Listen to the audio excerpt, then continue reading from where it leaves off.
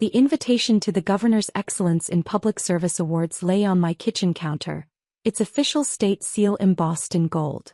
I'd read it 3 times, still processing that my name appeared under honorees rather than attendees. After 6 years of quietly implementing healthcare policy changes that affected millions of Californians, recognition felt surreal.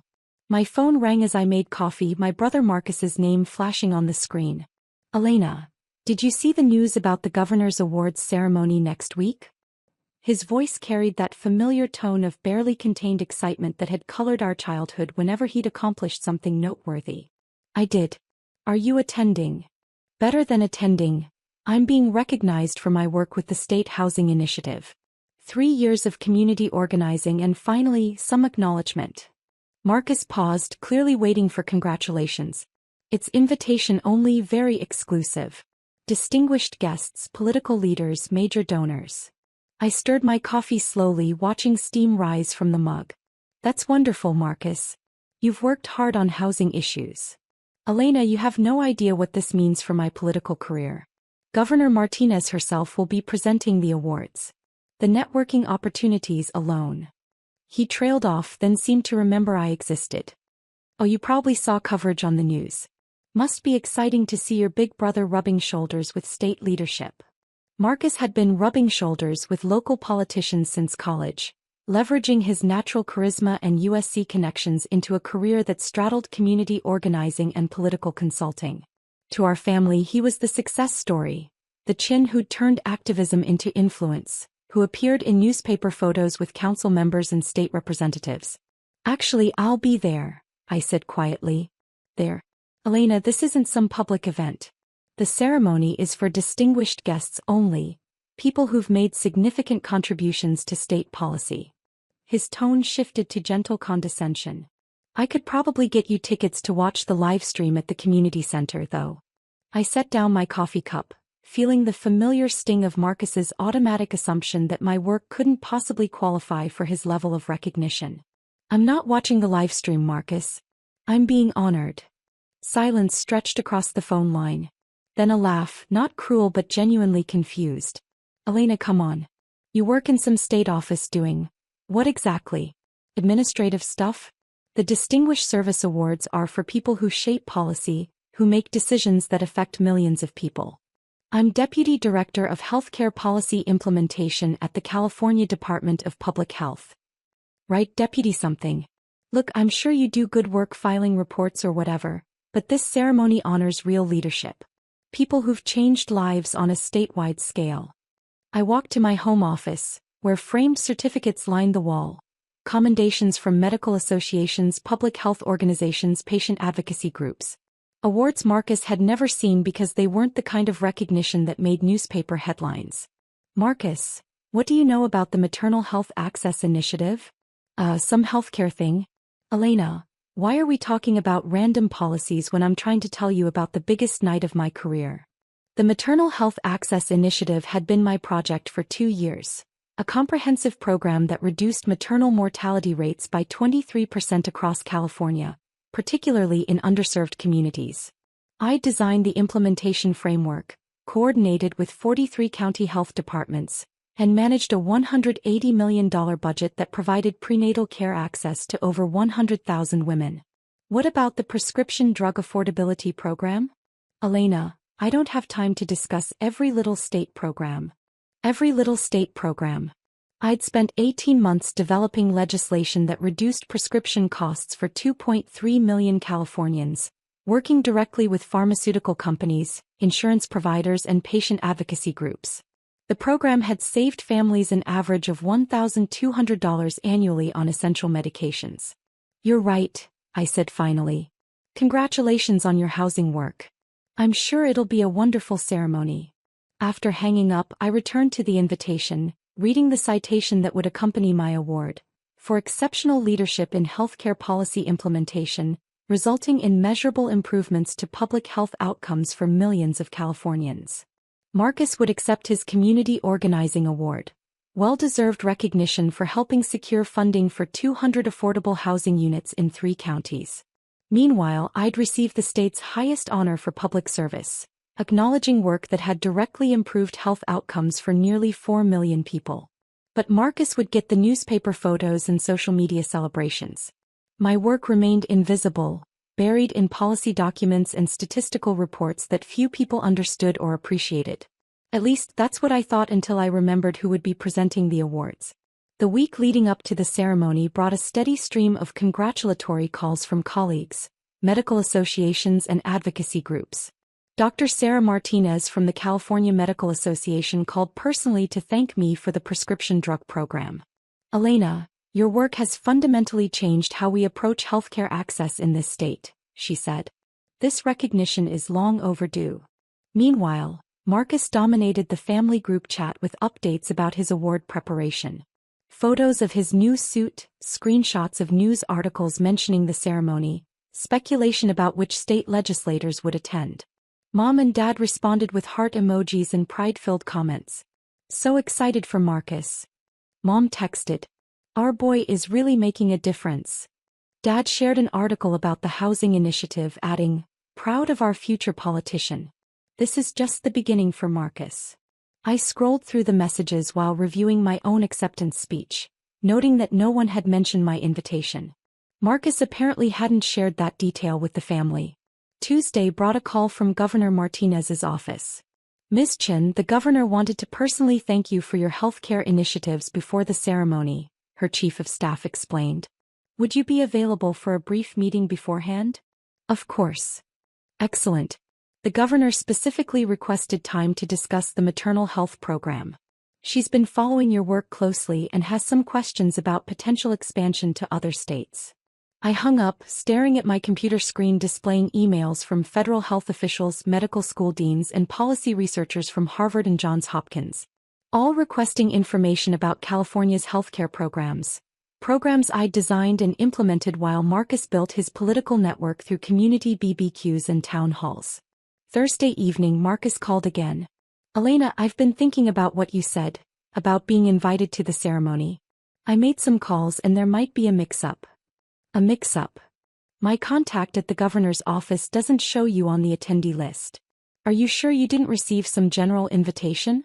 Maybe for state employees to watch remotely." I pulled up my official invitation email, noting the specific instructions for award recipients. Arrival time, press conference schedule, VIP reception details. "Marcus, I'm receiving an award. The Distinguished Service Award for Healthcare Policy." "Elena, be honest with me. Are you sure you're not confused about what kind of recognition this is? I don't want you to be embarrassed when..." "When what?" "When you show up expecting to be honored and discover you're in the wrong place. Look, I get it. You want to be part of something important. But this ceremony is for people who've made major contributions to state policy." I closed my laptop slowly, processing my brother's absolute inability to conceive that his younger sister might have achieved something beyond his understanding. "You're right, Marcus. I'm probably confused. Hey, don't feel bad. Your work is important too, even if it's not at this level. Maybe someday you'll work your way up to something that gets real recognition." Friday brought dress rehearsal at the state capitol.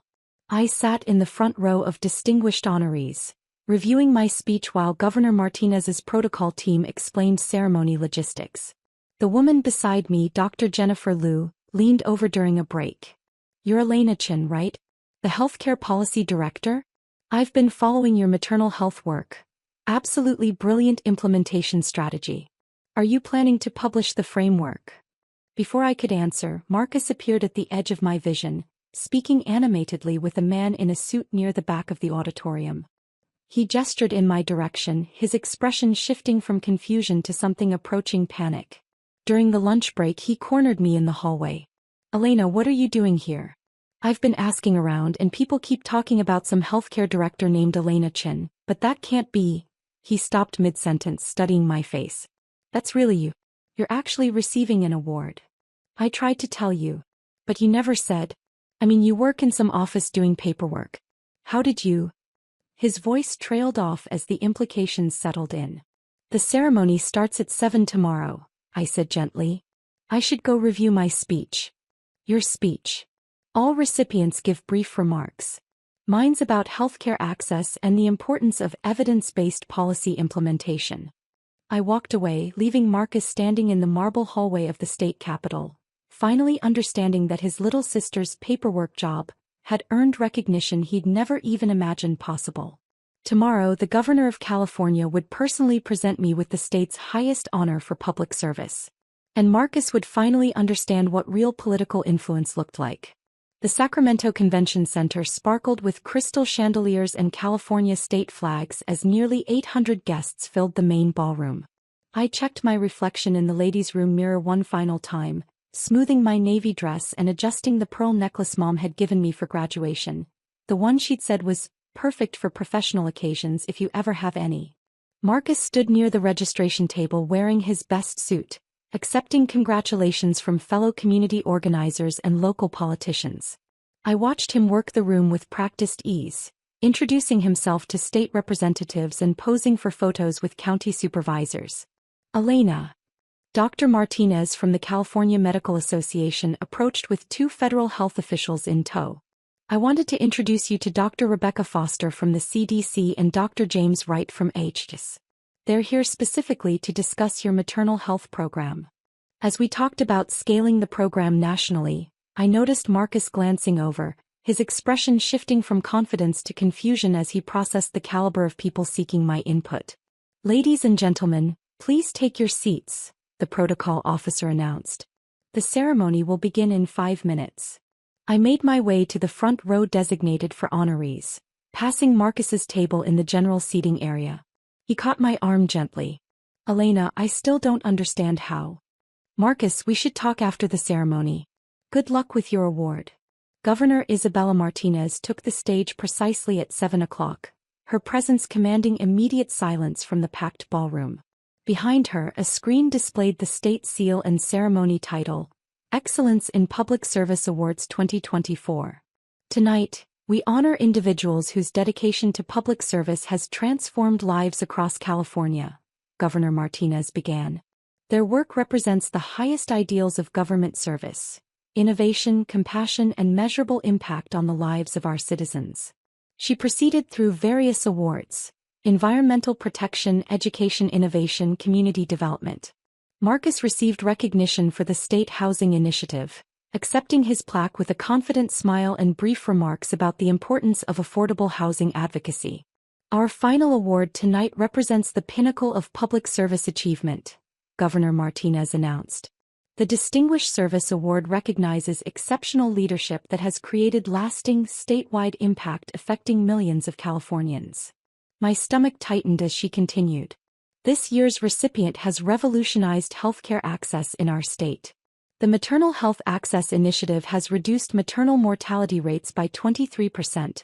The Prescription Drug Affordability Program has saved families over $2.7 billion annually, and the Rural Health Infrastructure Project has brought quality medical care to underserved communities throughout California.